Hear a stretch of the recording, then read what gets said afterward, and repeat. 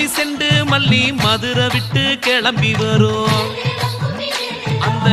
மாரித்தாய் சன்னதியில் கமகமக்க மணந்திருக்கும் செப்பந்தி பூந்தோட்டம் தோரணமா தவங்கிடக்கும் நம்ம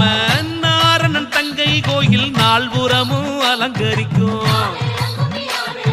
மல்லி அலங்காரம் நம்ம மனசு சிங்காரம் தேவி அலங்காரம்